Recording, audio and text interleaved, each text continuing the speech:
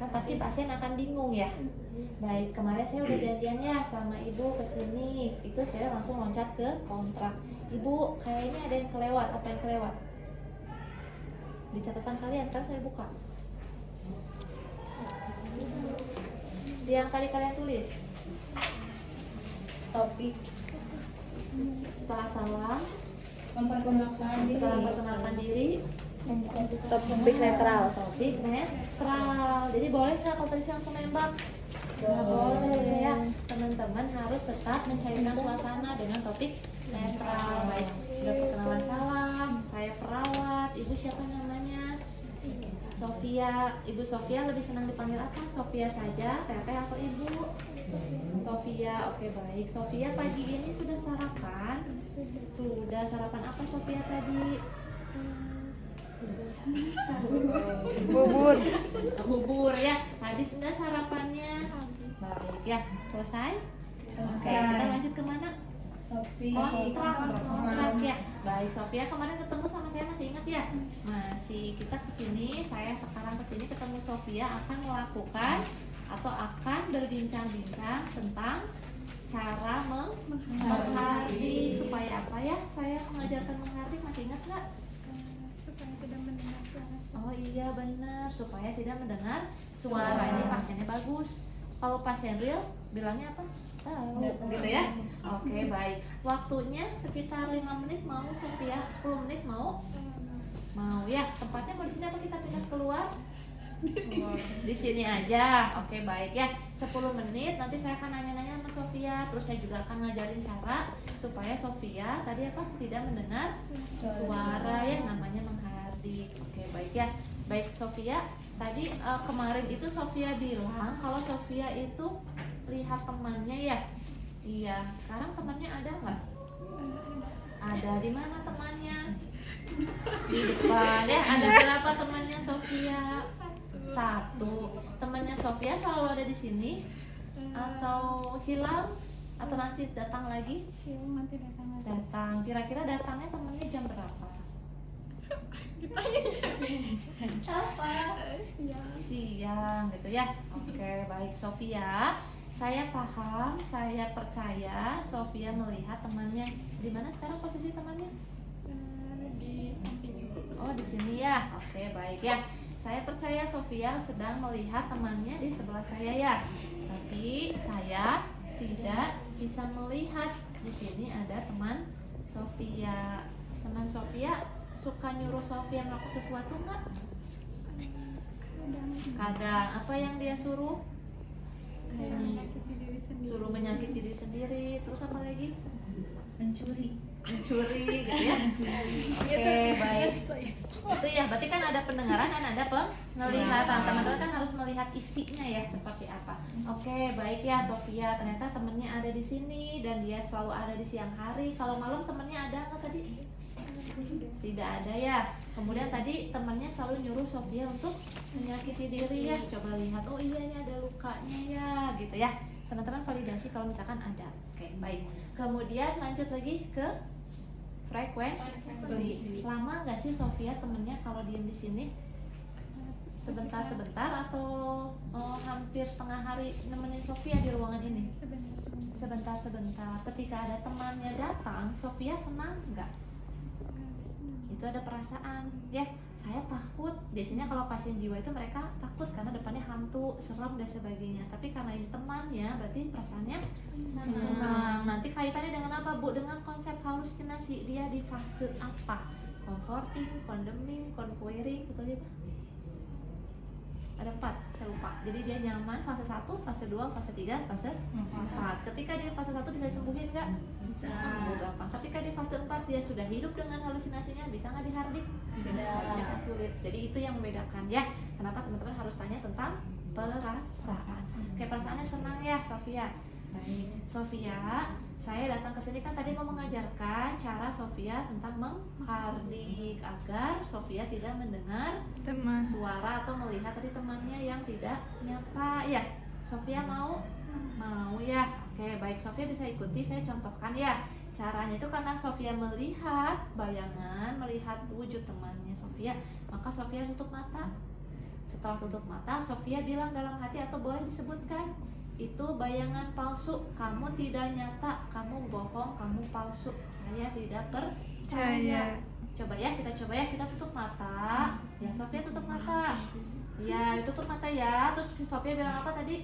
Itu bayangan palsu, kamu tidak nyata, kamu bohong, saya tidak percaya. Gitu. Kalau kita nyontohin pasien bareng ya, tadi contohin dulu bersamaan. Terakhir, coba Sofia ulangi sendiri bisa? Coba gimana cara menghardik? Menutup mata. Tutup mata, betul. Kalau dia tepat kasih reward, betul, bagus, tepat, gitu ya. Kalau salah diajarin. Oh gini caranya, gitu. Oke, ulangi ya. Coba Sofia bisa ulangi?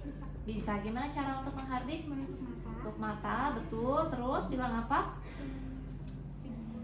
Itu bayangan Itu bayangan palsu, kamu tidak nyata, kamu berbohong. bohong, saya tidak percaya. Oke, itu diulang-ulang ya Sofia ya nanti.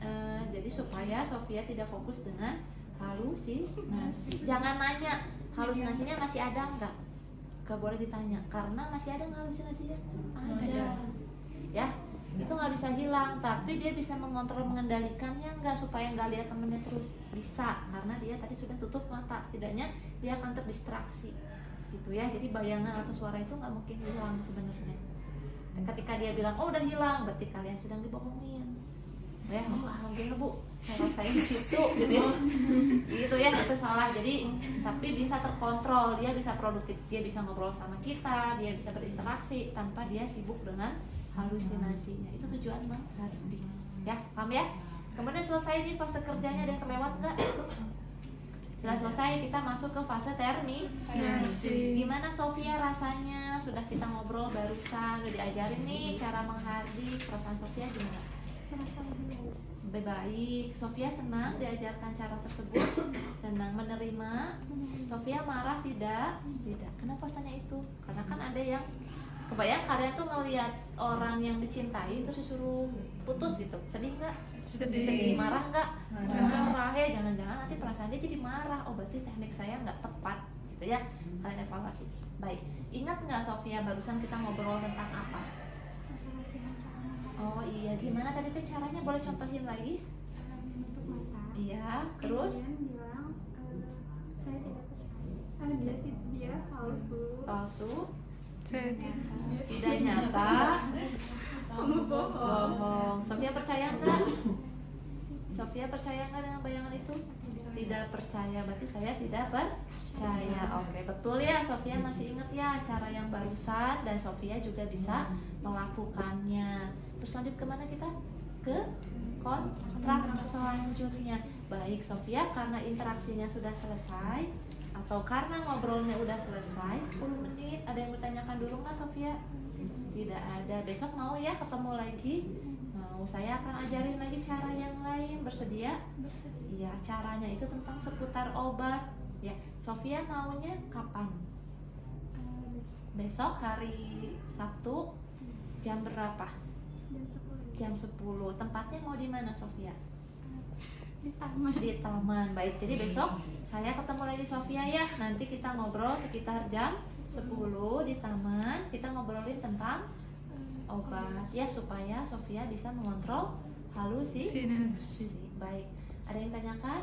Tidak ada. Kalau begitu saya izin pamit ya. Sofia bisa beristirahat kembali. Oh tadi saya terlewat satu PR. Ada PR ya? Oke. Karena Sofia tadi sudah bisa melakukan. Ketika Sofia mendengar suara, melihat bayangan, apa yang harus dilakukan? Menutup mata. Iya, menutup mata dan mengatakan tidak nyata. Itu percaya. Oke ya. Nanti lakukan itu ya Sofia ya. Setiap Sofia melihat temannya tadi. Ya. Oke. Baru kita masuk ke kontrak. Kalau gitu saya pamit ya Sofia. Terima kasih boleh? Tidak boleh ya. Ibu keceplosan terima kasihnya. Jadi gimana? Terima kasih Sofia sudah kooperatif, sudah mau menerima saya, sudah mau belajar dengan baik gitu ya. Saya pamit. Assalamualaikum. Selesai gitu. Jadi jangan terima kasih Sofia sudah mau ngobrol dengan saya, itu enggak. Tapi terima kasih dia sudah kooperatif dan sudah belajar dengan Baik, ya cukup itu komputer. Dimana kalau komputer itu teman-teman berbicara tentang Oke, ada yang tanyakan? Karena nggak dibeliin nasi bungkus ya, gitu kan? Jadi pingin mukul-mukul tembok, betul. Pasti kan dia akan begini ya, pasien TK itu akan, iya enggak. Oke, sekarang duduk tenang ya, Sofia duduk tenang. Boleh dipejamkan matanya. Yuk, tarik nafas dalam ya. Tarik nafas yang panjang sampai hitungan 3. Lihat 1, 2, 3, tahan 2 detik terus kita buang.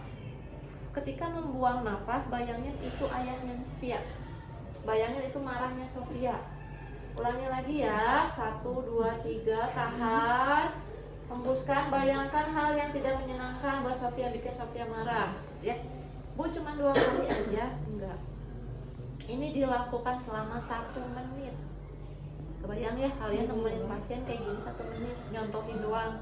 Terus minta pasiennya mengulang. Enggak harus 1 menit kalau mengulangnya ya sendiri. Itu sedang dilakukan. Gimana rasanya? Setidaknya dia akan merasa lelah. Capek loh, atur nafas yang benar itu capek. 1 menit itu capek. Udah gimana? Ya udah tenang. Ini benar. Kalau pasien PK bilang dia tenang itu betul. Tapi kalau pasien halusinasi bilang dia nggak lihat lagi itu bohong. Ya, udah tenang. Nanti kalian akan lihat gimana nafasnya, gimana matanya, gimana bahunya tegang jadi turun. Itu kelihatan di PK. Oke, baik ya. Nanti lakukan ya ketika mau marah. Jadi jangan tendang pintu, tapi duduk tenang. Terus ngapain? Tarik nafas dalam. Kayak gimana tarik nafas dalam? Ya, tarik nafas panjang 3 detik, tahan berapa detik, hembuskan ya, diulang sampai merasa lega atau lebih tenang. Udah cukup, selesai. Besok saya kesini lagi ajarin apa? Cara pukul bantal itu ya, paham? Sama pukul bantal pun contohin, misalkan Sofia kemarin udah belajar tentang relaksasi nafas dalam ya. Oke, sekarang kita belajar tentang pukul bantal. Gimana caranya? Ambil bantalnya, jangan ngasih ruang ke pasien, kitanya enggak, tapi berdua. Jadi kalau punya bantalnya 2. Jadi 1 bantal kasih ke Sofia, 1 bantal buat kita. Pukul ya Sofia yang kencang. Ketika pukul, Sofia boleh bayangin ini hal yang tidak menyenangkan. Sofia boleh ekspresikan kemarahannya ke bantal. Bukan gini-gini ya, kalian suka nyontohin kayak gitu atau gini-gini, nggak lucu ya. Jadi yang gimana sih marah? Bener-bener kayak kalian tuh lagi marah ya, pukul yang kencang gitu ya. Di sini apa? Misalkan saya nggak suka sama ayah saya. Oh, saya nggak suka ayah saya galak, ayah saya ini. Sebutkan ya, ungkapkan semua perasaannya. Ayo coba Sofia sebutkan. Ayo Sofia ikutin gimana mukulnya.